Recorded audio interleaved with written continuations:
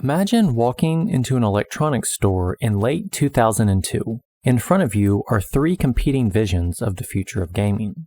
One system, the PlayStation 2, offers not only a vast and growing library of games, but also the ability to play DVDs, effectively positioning itself as the centerpiece of a modern living room.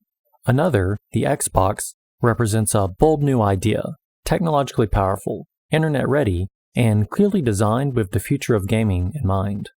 But then there is a third option, a compact, almost playful device, the Nintendo GameCube. Distinguished by its unconventional design, vibrant colors, and a carrying handle that seems to signal something very different from its competitors. At a glance, the choices appear obvious, but with the benefit of hindsight, a more provocative question emerges. What if the console most consumers overlooked was, in many respects, the one that understood gaming the best? The Nintendo GameCube is frequently characterized as the commercial underperformer of its generation, a system that, despite strong brand recognition, failed to compete with the overwhelming success of its rivals. Yet this framing, while not inaccurate, is incomplete. The GameCube didn't struggle because it lacked quality, innovation, or compelling software. On the contrary, it embodied one of the most coherent and disciplined design philosophies in Nintendo's history, a near singular focus on the purity of gameplay. Beneath its unconventional exterior was a system built with intentional restraint, one that prioritized responsiveness, accessibility, and creative expression over multimedia convergence or technological excess. In today's video, we will examine three key elements of the Nintendo GameCube: the philosophy and industrial context in which the GameCube was conceived, the structural and strategic factors that limited its commercial success, and the plausible adjustments that might have significantly altered its trajectory. By the end of this video, the GameCube may appear less as a failed competitor and more as a case study in how clarity of vision can both elevate and constrain a product in a rapidly evolving market. To properly evaluate the GameCube, it is essential to situate it within the broader dynamics of the sixth console generation. By the early 2000s, the video game industry was undergoing a significant transformation. No longer confined to a niche or youth-oriented market, gaming was becoming a mainstream form of entertainment, increasingly integrated into the domestic media ecosystem. Sony's PlayStation 2 capitalized on this shift with remarkable precision. With lifetime sales exceeding 155 million units, it remains the best-selling home console in history. Its success was not only solely attributed to its game library, but to its positioning as a multifunctional device, most notably an affordable DVD player at a time when standalone units were still very expensive. Meanwhile, Microsoft entered the market with the Xbox, emphasizing technical performance and pioneering online infrastructure through Xbox Live, features that would come to define the next era of gaming. Against this backdrop, Nintendo launched the GameCube in 2001. Initial performance was encouraging. The system sold approximately 500,000 units within its first week in North America, indicating strong brand loyalty and early interest in the system. However, over time, this momentum began to diminish. The GameCube ultimately achieved lifetime sales of approximately 21 to 24 million units worldwide, placing it significantly behind the PlayStation 2 and roughly comparable to sales of the Xbox. The discrepancy between early promise and long-term outcomes raised a critical question. Why did a system with such a strong foundation fail to sustain its position? Let us consider the following carefully. When you think of the GameCube, what is the first title that comes to mind? Perhaps it is Super Smash Bros. Melee, or The Legend of Zelda: The Wind Waker, or perhaps even Metroid Prime.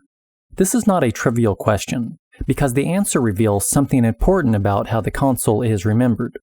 At the core of the GameCube lies a design philosophy that prioritizes gameplay above all else. While competitors were increasingly positioning their systems as comprehensive entertainment platforms, Nintendo adopted a more focused approach, one that deliberately excluded features deemed non-essential to the act of play. This philosophy manifested itself in several key design decisions. Decision 1. Hardware form and identity. The GameCube's compact form factor and integrated handle were not merely aesthetic choices. They reflected an intention to make the console approachable, durable, and distinctly separate from the emerging home theater paradigm. Rather than assimilating into living room electronics, It asserted its identity as a dedicated gaming device. Decision 2. Controller design. The GameCube controller remains one of the most studied input devices in console history. Its asymmetrical layout, analog triggers, and tactical layout between buttons were designed to align with ergonomic realities rather than abstract symmetry. The result was an interface optimized for responsiveness and player intuition. This is particularly evident in titles such as Super Smash Bros. Melee, which continues to maintain a competitive scene decades after its release. Decision 3. Proprietary mini-disc format. Nintendo's decision to adopt a proprietary optical format was rooted in practical considerations, such as reduced load times, increased resistance to piracy, and greater control over software distribution. However, this decision also imposed a storage limitation of approximately 1.5 gigabytes per disc, which was significantly less than the standard DVDs of the time. Unfortunately for Nintendo, this trade-off would later prove to be consequential. However, the GameCube was not without its definitive strengths, and one of its greatest strengths lies in its software library. The system hosted a collection of titles that are not only critically acclaimed, but enduringly influential to this day. Titles such as Super Smash Bros. Melee, The Legend of Zelda: The Wind Waker, Metroid Prime, and Resident Evil 4 to name a few. Even its unconventional launch title, Luigi's Mansion, achieved sales exceeding 3 million units worldwide, demonstrating the strength in Nintendo's intellectual properties. What is particularly notable is not merely the quality of these games, but their longevity. Many remain benchmarks within their respective genres, and several continue to be actively played and analyzed to this day. This leads us to a compelling paradox. How can a console with such a strong library be considered unsuccessful? The GameCube's commercial limitations can be attributed not to a single flaw, but to an accumulation of specific problems. Problem number 1. Absence of DVD functionality. Perhaps the most significant omission was the lack of DVD playback ability. At a time when DVD adoption was accelerating, the PlayStation 2 effectively functioned as a dual-purpose device, offering both gaming and DVD playback at a competitive price point. The GameCube, on the other hand, remained a single-purpose system, limiting its appeal to a broader audience. Problem number 2. Limitations on third-party development. The mini-disc format's reduced storage capacity created friction for developers, particularly those producing large-scale cinematic titles. As a result, many third-party publishers prioritize platforms with fewer technical limitations, reinforcing a cycle in which the GameCube received comparatively less external support, leading to an overall reduction in profit potential for the console. Problem number 3. Limited online infrastructure. While Microsoft was establishing Xbox Live as a foundational service, Nintendo adopted a more cautious approach to online connectivity. This decision, while consistent with its design philosophy, contributed to a perception that the GameCube was technologically behind its competitors. Coupled with the lack of DVD playback functionality, the lack of online infrastructure would end up being one of the most consequential decisions to the GameCube's overall success. Problem number 4. Consumer perception. The console's visual design and branding, though distinctive, contributed to its perception as a less mature, less adult system. The compact cube-shaped form factor, bright colors, and even the built-in carrying handle of the Nintendo GameCube gave it a toy-like aesthetic when compared to the sleeker, more understated designs of competitors like the PlayStation 2 and Xbox. This perception was reinforced by Nintendo's continued emphasis on family-friendly titles featuring recognizable characters such as Mario and Link. While these franchises remained critically acclaimed and commercially successful, they also contributed to the idea that the platform primarily catered to younger audiences. As the gaming audience diversified and aged in the early 2000s, many players began gravitating towards systems that offered a broader range of mature-themed content, including shooters, sports simulations, and cinematic action titles. The GameCube's comparatively smaller library of third-party mature games and the absence of features like DVD playback further positioned it as a secondary choice for older teens and adults. Over time, this perception became increasingly significant in shaping consumer preference. So now that we've identified the problems with the GameCube, what could have been done differently? In retrospect, several strategic adjustments might have altered the GameCube's commercial trajectory. incorporating DVD functionality, thereby increasing its utility as a household device, adopting a higher capacity storage format, strengthening launch software, and investing earlier in online infrastructure to align with emerging industry trends may have significantly altered the course of the GameCube sales. Notably, many of these lessons were reflected in Nintendo's subsequent release, the Wii, which adopted a markedly different strategy and achieved sales exceeding 100 million units worldwide. So why do I continue to hold to the belief that the GameCube remains one of the most underrated systems of its generation?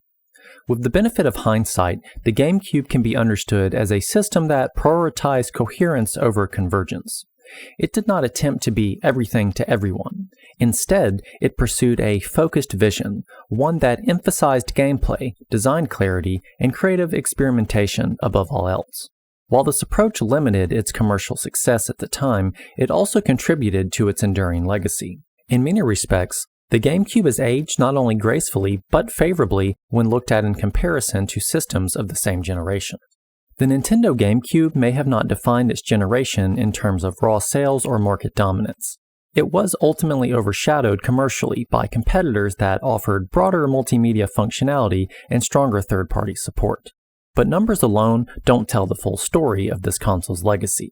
In terms of design philosophy, the GameCube represented a clear and focused vision, prioritized performance, simplicity, and gameplay above all else. Its hardware was efficient, developer-friendly, and allowed for faster loading times and a more polished experience at a time when other systems were experimenting with added complexity. Nintendo doubled down on what it did best: tight mechanics, innovative level design, and a commitment to refinement that is still studied to this very day. Over time, the perception of the GameCube has shifted dramatically. What was once seen as a secondary console has become something of a cult favorite. Its games are widely revisited, remastered, and discussed with a level of reverence that wasn't always present at launch. For many players, it represents a pure era of gaming, before online ecosystems, microtransactions, and live service models became dominant. So while it may not have won its generation in a traditional sense, the GameCube's influence continues to resonate, arguably more strongly now than it ever did in the early 2000s. If you found this analysis valuable, consider subscribing to the channel for more in-depth explorations of gaming history, hardware design, and the philosophies that shape how we play and live our lives. And please consider giving this video a like, as it greatly helps the channel. And I'd be genuinely interested to hear your perspective. Which GameCube title do you believe best represents its legacy? That's my rant, and thanks for watching.